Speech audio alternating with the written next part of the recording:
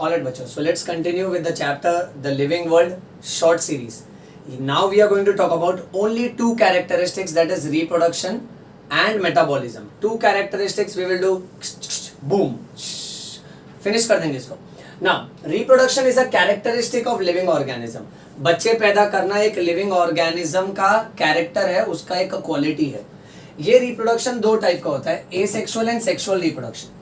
Sexual reproduction आपको मिलेगा mostly multi cellular organisms में. So you will find this in multi cellular organisms. Now मेरा बेटा तुमको ये याद रखना है कि ये एसेक्सुअल रिप्रोडक्शन किस में मिलेगा और इसमें क्या अलग अलग मेथड है. सो फंगस है ना, स्पोर्स की मदद से रिप्रोडक्शन करता है. फंगस क्या करता है, स्पोर्स को हवा में उड़ा देता है. स्पोर्स यानी डस्ट लाइक पार्टिकल, ये जहां सेटल होगा वहां पे न्यू फंगस का ग्रोथ होगा. सेकंड, यीस्ट और हाइड्रा बडिंग करते हैं. सो यीस्ट और हाइड्रा के ऊपर एक छोटा सा है ना स्वेलिंग आएगा, फोड़ी आएगा. देन दैट फोड़ी ग्रोज, फोड़ी बिकम्स फोड़ा, फोड़ा बिकम्स महाफोड़ा. So basically this outgrowth which is formed, और उसमें से पूरा का पूरा एक नया यीस्ट और हाइड्रा निकलता है.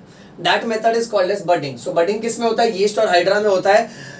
भूल नहीं जाना रे, बचपन का प्यार, जिंदगी भर का प्यार. नेक्स्ट, प्लेनेरिया जो है ना, प्लेनेरिया और फ्लैटवर्म्स, इनमें ट्रू रीजनरेशन होता है. प्लेनेरिया को अगर आप काट दो तो उसके कटे हुए हिस्से से बाकी का पूरा पार्ट वापस से रीजनरेट होता है. So true regeneration is seen in planaria and flatworms. Next, fungus कुछ फिलामेंट जैसे एल्गे, जैसे कि स्पाइरोगायरा जो पट्टी जैसे होते हैं. And protonema stage of moss, protonema यानी फर्स्ट स्टेज ऑफ मॉस, इनमें फ्रैगमेंटेशन होता है. यानी पूरा जो पट्टी है ना, जैसे उसको न्यूट्रिएंट और वाटर मिलता है, this breaks into small fragments, छोटे छोटे टुकड़ों में टूट जाता है. That is why this method is called as fragmentation. याद रखना, भूल नहीं जाना रे. Moving on, next, reproduction is same as growth in unicellular organisms like amoeba and bacteria. अब ये यूनिसेल्युलर दीन गरीब तुच्छ प्राणी, इनमें क्या होता है, इनमें जब ये डिवाइड होते हैं तब इनका ग्रोथ होता है. सो इनमें ग्रोथ और रिप्रोडक्शन सिनोनिमस हो जाता है. एनसीईआरटी का लैंग्वेज है, सिनोनिमस मतलब सेम हो जाता है. याद रखना, ये दो एग्जांपल है. नेक्स्ट, तीन इंपॉर्टेंट टर्म्स याद रखो. अगर कोई बच्चा पैदा कर सकता है ना तो उसको फर्टाइल बोलो. अगर कोई बच्चा नहीं पैदा कर सकता है टेम्पररी ड्यूरेशन के लिए, कुछ समय के लिए, सो उसको इनफर्टाइल बोलो. जैसे इनफर्टाइल ह्यूमन कपल्स. अगर एक कपल हस्बैंड वाइफ मेरे क्लिनिक में आते हैं, बोलते हैं डॉक्टर हम बच्चा नहीं पैदा कर पा रहे, तो मैंने उनके कुछ रिपोर्ट्स कराए और देखा अच्छा इन्फेक्शन है, इसकी वजह से बच्चा नहीं पैदा कर पा रहे, सो मैं इनको इनफर्टाइल बोलूंगा, मैं इनको स्टेराइल नहीं बोलूंगा. यानी अगर मैं इनका इलाज करूं तो वो इन्फेक्शन क्लियर हो जाएगा, फिर वो बच्चा पैदा कर पाएंगे. सो कुछ समय के लिए अगर कोई बच्चा नहीं पैदा कर पा रहा है उसको बोलो इनफर्टाइल, और अगर कोई कभी भी बच्चा नहीं पैदा कर पाएगा ना उसको बोलने का sterile. So sterile can not reproduce and this is on permanent basis. अब स्टेराइल का एग्जांपल है म्यूल्स. म्यूल्स यानी खच्चर, हॉर्स और डोंकी का कॉम्बिनेशन. ओके. स्टेराइल वर्कर बीज, हनी बीज में जो वर्कर बीज होती है ना वो बच्चे नहीं पैदा कर पाएंगी कभी भी. स्टेराइल वर्कर बीज. सो रिप्रोडक्शन ना लिविंग ऑर्गेनिज्म का कैरेक्टरिस्टिक है, बट देखो कुछ ह्यूमन कपल, कुछ लिविंग ऑर्गेनिज्म जैसे कि म्यूल्स और स्टेराइल वर्कर बीज, ये कभी बच्चा नहीं पैदा कर पाते. ओके, इसीलिए अब तो गड़बड़ हो गए ना. So reproduction can not be taken as a defining characteristic of living organism.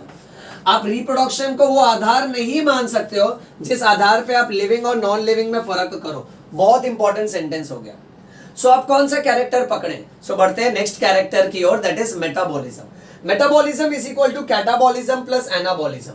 Catabolism means to break, थोड़ा यो स्टाइल में लिखा है. Anabolism means to make. अगर कोई भी सब्सटेंस टूटता है ना उसको कैटाबॉलिज्म बोलते हैं, कोई भी सब्सटेंस जुड़ता है उसको एनाबॉलिज्म बोलते हैं. हमारे शरीर के अंदर, सेल के अंदर कोई ना कोई केमिकल किसी ना किसी केमिकल में टूटता है, या कोई ना कोई केमिकल जुड़ के किसी और केमिकल में बनता है.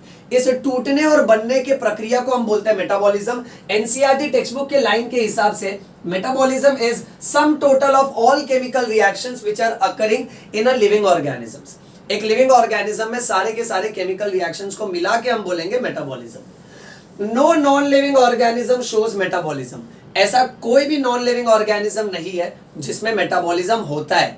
इसीलिए देखो ना, metabolism is the defining feature of living organism. Metabolism वो क्वालिटी है जिसके आधार पे हम लिविंग और नॉन लिविंग में फर्क कर सकते हैं, 100% फर्क कर सकते हैं विदाउट एनी एक्सेप्शन। यानी लिविंग ऑर्गेनिजम्स में मेटाबॉलिज्म होता है, नॉन लिविंग ऑर्गेनिजम्स में मेटाबॉलिज्म नहीं होता है। देखो रिप्रोडक्शन में ना ये गड़बड़ा गया, हम ये नहीं बोल सकते लिविंग ऑर्गेनिजम्स में रिप्रोडक्शन होता है, नॉन लिविंग में नहीं होता है।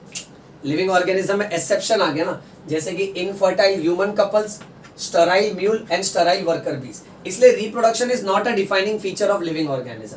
आगे बढ़ते हैं। मेटाबॉलिक रिएक्शंस को आप है ना शरीर के बाहर भी दिखा सकते हो।